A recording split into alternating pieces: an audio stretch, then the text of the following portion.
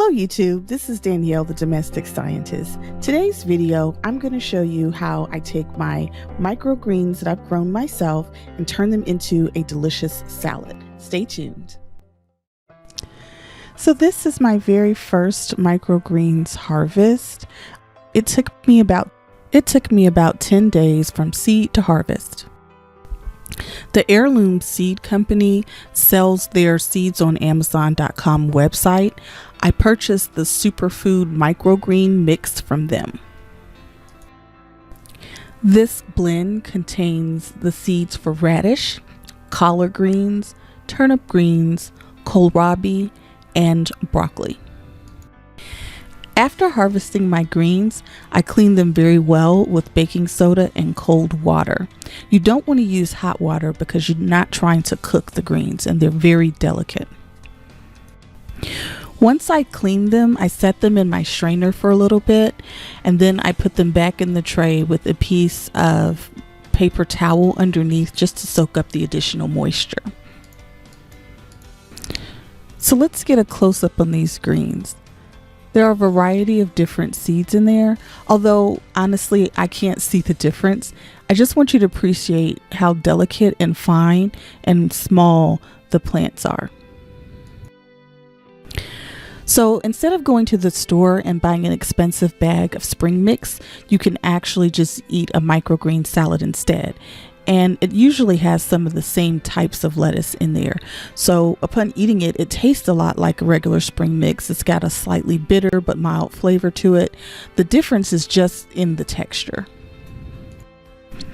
I think what I have here, I'll get 2 large bowls of salad from this.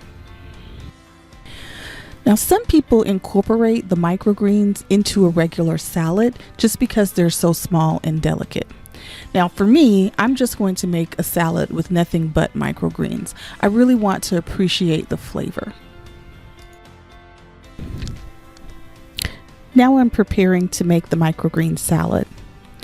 In my large bowl, I have my new harvest of microgreens, but I also threw in just a couple of pieces of green onion from my indoor garden. I had just happened to have green onions on hand, but you could use whatever additional herbs you like. I think basil would be something that would pair very well with the microgreen salad. I'm going to add cucumber to my microgreens. Now in this case, I didn't peel the cucumber. I just left the skin on for the maximum amount of nutrients. And it doesn't really matter how much, as much or as little cucumber as you like. To balance out the bitter flavor of the microgreens, I'm going to add some cheddar to my salad. Again, you can add as much or as little cheddar as you like, or you can use any other cheese that you have on hand. Today, I just happen to have cheddar, so that's what I'm going to use. Next, I'm going to add a healthy serving of black olives to my salad. I happen to really love black olives, but you could use mushrooms or peppers or tomatoes or any other vegetable that you have on hand that you think would enhance the flavor of your salad. The last step to your salad is to dress it. Adding a vinegar-based product to your lettuce will start to wilt it and it'll start pickling a little bit. So hold off on this step until just before you're ready to eat it. For this recipe, I'm using the Ken's Steakhouse Greek dressing. It contains some black olives and feta cheese. I opted to use a vinaigrette because I think it will coat the greens a little bit better than a creamy dressing would. You just want to take a few moments to toss the salad to make sure that all of the microgreens are coated in your vinaigrette and that there's not excess vinegar pooling to the bottom of your bowl.